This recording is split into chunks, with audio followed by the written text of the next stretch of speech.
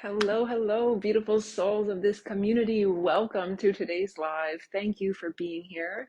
It's been a while since I've been here live, but I tell you, I have still been here. Yes. So again, thank you so much for viewing this video. If you are here watching live, definitely type in hashtag live. Let other people know I'm here. If you're watching on a replay, you can type in hashtag replay. Again, it's just helping people know that this video is here and able for them to view this beautiful information I'm here to share today. So you may have seen the title of this video, Everything is Energy, and it's probably a phrase that you've heard before. Before I get into that, my name is Lori Voss Furukawa, and I have actually made a change on Facebook, just calling myself, and on social media in general, just Lori Voss, going back to my maiden name for reasons of simplicity. Let's be honest, we don't need more difficulty in our life, and that's what I practice and teach and work with all my clients. I go with simple. So let's do it, right? So yes, I'm Lori Voss, and I'm here to share with you some beautiful wisdom from my kitchen today on the energetics of eating and how everything is energy. So recently, I have talked, excuse me, previously about a rash that was on my face, and this had started back in September this year, and now we are into December already. So yes, I had shared this in other videos. I don't need to talk about all of that, but end of October, it came back. It started not as in, it came back and it wasn't as intense as it had been originally, but it manifested again around here on my face. And I have done some talks on it with another beautiful lady. I've posted it on my personal page. If you're not friends with me, please friend me on my personal page and you can view those videos there as well. I didn't share them on here, but I could also do that as well. Maybe I will. So yes, it was a 4-part series on nutrition talks. And I started the talk out with this rash still on my face, even contemplating not doing the talks because of it, but I did. So yes, that rash came back and I contacted my nutrition teacher and I said, we need to do something here. What can I manage? How can I do this? Because I really want to avoid another round of antibiotics. So his instructions were in a nutshell, we have to work on internally. It's something systemic, so it's something coming from inside. So I had quite a strict protocol that I'm still following because I can still feel a slight abnormality or differentiation. Is that a right word? I can feel something strange still on the outside of my lips here. It doesn't particularly look like that to other people if they're just looking at me, but I can feel it. I know that I still need more healing to do. So yeah, since the end of October, I've been on a very strict protocol for what I'm putting in my mouth, how I put it in basically, in terms of the times of the day, when I'm eating different things, and yeah, what I'm able to consume, and also making sure I consume certain things. So really tapping into that natural healing ability that food has for us. I am not taking any other supplements or any other herbal remedies. I'm really focusing on food as medicine, and food is an energetic property to help heal my body, and it's working. I have had some ups and downs because healing isn't linear. It does have things that every time it kind of would resurface, I would be able to see another layer of healing that needed to be done. So yes, I have been working on that myself, and there's lots of other things that come up when we look at healing, and that's where I work with, or that's a big factor when I work with my clients, is the energetics of healing. There's always other components to it. It's not only going to the doctor and getting a diagnosis, because many people said, like, well, what is this? Why is this happening? Go back to the doctor, go get a culture done, go do this. Those are routes that are available. But I said, this doesn't resonate with me. I am looking at things. I always have looked at things that come in my body. I say always have, since 2009, since I really developed, or since I had a vaccine injury and have been working naturally on my healing journey. I have always looked at things from a natural and energetic perspective to what's going on inside my body, because I'm not interested in the band-aid approaches, because as I can very well share with you, the antibiotics and the steroids that I had in September obviously didn't clear up what the real problem was going on here. I have to work deeper at it. And like I say, there's many layers, and I have other people helping me as well, because that's how things work. We need support. We're here to support each other and lift everybody up. But the tools that I have and I've been working on are really, I focus on my nutrition to make sure I get what I need to heal my stomach. And like I say, in terms of putting things in my mouth in a certain way, for example, making sure that I'm not consuming liquid and food or whole foods at the same time.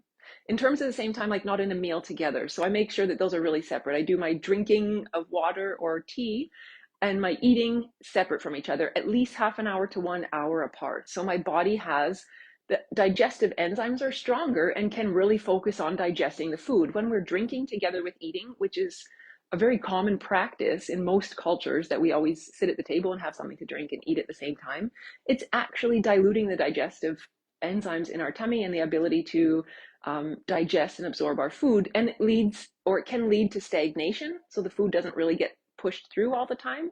Doesn't mean constipation necessarily, but it just means stagnation. It means there's some stuff that's stuck in there. Some might be moving out, but there's still this opportunity for things to get stuck. And also, I've been working on really healing my liver, which was interesting because that came up about 2.5 weeks ago when it really started to. Sonia, you said, yeah, it's interesting about digestive enzymes. Yes, and it's so funny because these are things that came up in my life now that I've known before from my studies. I practice them mediocre and I teach them to the people I work with, but I never fully really committed to it. And now I see where it was still coming up in my life and had to really work harder at healing it. And like I say, now with my liver was coming up, and it was also an issue. And my teacher, when the rash came back the last time, which was already 2 weeks ago, it was just a little corner patch here. And I was like, I was frustrated again. Like, I know I'm doing this. And it always feels a little bit like, oh, it defeats me. But then I'm like, no, I know I'm doing the right thing. I know I'm on the right track. I got this. But yeah, there's still a little bit more support. There's another layer of healing. Like we have an onion, it always has those extra layers that we have to take off, right? There's still another layer of healing. So we have the opportunity to look at things always differently. Many people that I've shared my story with are like, oh, that's so sucky. That's so shitty. Oh, that's so strange. Why is this still happening? I mean, we can get stuck in that energy, but from my perspective, I really tried to say, it just means I need more healing. There's more layers of things that I need to look at that I haven't seen yet. There's more things that need to be uncovered. So that's the energetic component that I always look at. So that's why really everything is energy. And we can look at it from a quantum physics or a physical physics type of science as well. There's so many ways we can look at the energetics of what's going on in our body and the energetics of the food that we put in as well. So back to the liver, when this rash came back a little bit a couple weeks ago, like I say, 2 weeks ago, I contacted my teacher again. I said like, oh, take a picture always and show him. And he has like all these pictures of my face on his phone with this silly rash. And I say silly rash, it's not even silly because actually, like I say, it's teaching me, it's helping me heal internally on a deeper level. So anyways, he said, it's obviously your liver. And okay, here's another protocol. Let's add this. So now my protocol was to add 4.5 to 6 servings of leafy greens every day to what I eat. That's a lot. And I'm going to show you right away here what I have prepared for my dinner this evening. At first I was like, oh, are you serious? But actually, again, it's so interesting because I went to my teacher to ask him this information, of course, because we always, like I say, it's important to have support and help. But the information he shared with me was information actually I already know. I know that leafy greens help to cleanse our liver and help with our blood, help with our circulation, help to move and detox. So again, it was just reiterating, and sometimes that's okay. We need the support from other people, from things that we already intrinsically know or have learned along the way. So yes, my liver has been showing me signs that it needed help. The last 2 weeks, I also felt a lot of anger. From a TCM perspective, energetically, our liver holds the energy of anger. And I felt a lot of anger in my space this last couple of weeks. And I've been processing that through the help of a couple different coaches and people in my life doing the work, and also eating those leafy greens. And again, it's a process of my liver cleansing, releasing old emotions, releasing old trap bullshit basically that I've been keeping in there, that I kept kind of just swallowing and holding in and hanging on to it. Yesterday I had a big shift. I did some work with a good friend of mine, and she does energy code work, and it just was like, after I was like, oh, I don't feel it anymore. For 2 weeks I was physically feeling the sensation of my liver kind of burning or screaming at me. I don't want to say it wasn't painful, but I could feel it. I really could feel it. I've never felt anything like that in my life. And it was like, wow, this needs my attention, right? So again, that's an opportunity to look at it. What's going on here? And now with the energy work that I did yesterday, I haven't noticed or felt it since. So I think, wow, that's really beautiful and amazing. And it's shifting my mood and everything because, again, that's that release of that sticky, yucky energy that we need to get rid of. So Now I want to share with you what I'm eating today for my dinner. I haven't cooked it yet. I just prepared everything. And this is the beauty of when you start to work with me and how we work together, we get creative in the kitchen. I don't send out specific recipes that you have to follow certain protocols and do certain things. We work with what's local, fresh, organic, seasonal in your area. So right now here where I am, we're in winter season essentially already. So dark leafy greens like kale, Swiss chard, bok choy is also available. There's also like some different Brussels sprouts. These are different greens that I've been eating recently. And there's one that I don't even know what it's called. It looks similar, it tastes similar to kale, but it looks different. It has a much thinner, longer leaf. But these are things that I've been incorporating because I'm like, I need to do this. And the point is, these foods all needed to be cooked. I'm not eating raw salad. So it's important to think about, again, how we eat the food. That's, again, that whole energetic component. So this little handy dandy kitchen gadget here I have is actually called a Thermomix, if you're not familiar with it. I'm not here to sell you a Thermomix, but I am here to tell you that it's freaking amazing because it does such good work. And I'm going to put it on for about 30 minutes, go take my dog for a walk in a bit, come back, and everything's going to be ready for me because it's going to steam everything, which is another beautiful way to cook our food. We want to have still that water content in our food. So taking apart my Thermomix, this bottom is the word in German comes to mind. This is the container, let's just call it, that you can cook things in and steam things. I have water sitting in the bottom of it, so it's going to be the steaming component. And in here, now this touched a little bit of the water. This is a steaming basket. I have filled this bad boy up with kale. I've washed, destemmed, and chopped kale. This is red and green, purple and green kale.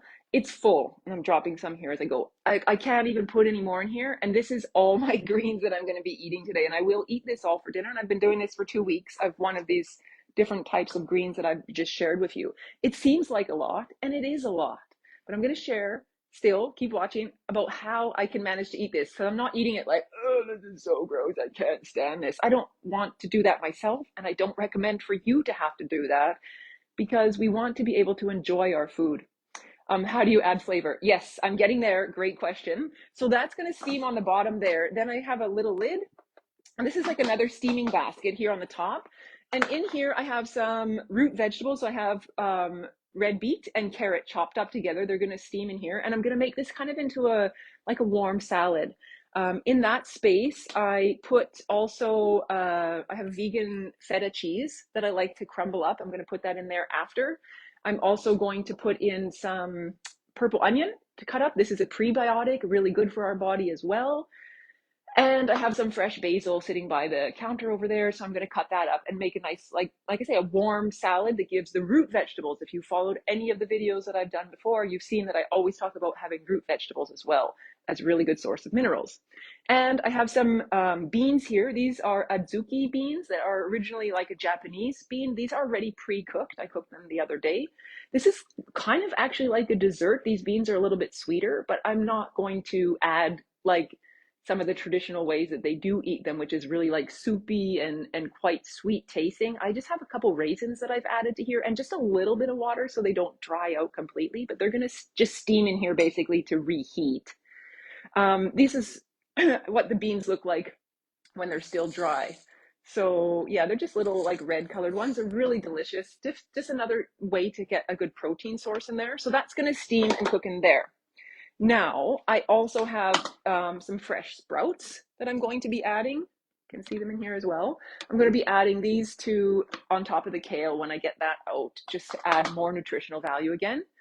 And the best way that I found to season this kale that is often like kind of taste for a lot of people, I have from my Brazilian side, my husband's Brazilian, and I learned to make this like we call vinaigrette, or it's basically like a salsa. And this one is like really simple. It's just chopped up, tomato, onion. And I put a little bit of apple cider vinegar, but regular vinegar is okay as well. Olive oil, salt. You can add salt and pepper. And I put oregano, dried oregano in here. And this like vinegary salsa taste goes extremely well together on the kale. And I just drizzle some on and put like, a couple spoonfuls of it. I'm not going to eat this whole container worth. This is just for the next days as well when I'm going to eat it. But it's so beautiful. And in the Brazilian food that I've learned to cook, one dish is called feijão, and it's a black bean dish that you boil traditionally with meat, but I make a vegan version. And my husband, who is a meat eater, actually loves the vegan version as well. So it's like, there you go, right? We don't have to lose the taste just because we um, don't cook it with or in the traditional way. So traditionally, or let's just say, anyways, I cook these vegan beans and I eat them with the traditional way that they also eat them, which is a green vegetable like this kale, but in Brazil they have something called couve, but it's very similar, my husband said. So they eat it with this green kale and the salsa or the vinaigrette, and they eat this all together, and the flavors and rice and the flavors go really, really well together. So when I started to eat this, increase my greens, I said, oh, I'm going to also add this salsa to it, and it's fabulous. So that's being creative in my kitchen and how things can fit together without having to be um, compromising taste, compromising nutrition. Absolutely not. We're upping the nutrition. So these are really beautiful ways that we can have. And I also have some black garlic here, which I've shared before about, that is also a good, nice fermented food to have. So we always have a little bit of probiotics, natural probiotics that are going to help also restore our gut bacteria. And one more thing I wanted to share to you, just because I was getting everything ready on my counter, that's how I do things. I get supper ready, I prepare it, or my dinner ready, I'm preparing. Like I say, I'm going to put it on, go for a walk with my dog, come back 30 minutes, it'll be ready. And then when I'm going to clean up after dinner, I'm going to think about what am I doing for my breakfast?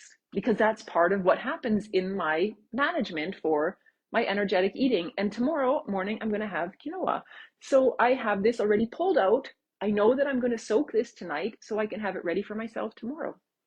And that, my beautiful friends, is energetic eating, energetic living, to be the most vibrant self that you can be. Yes. Thank you so much for taking the time to watch this video.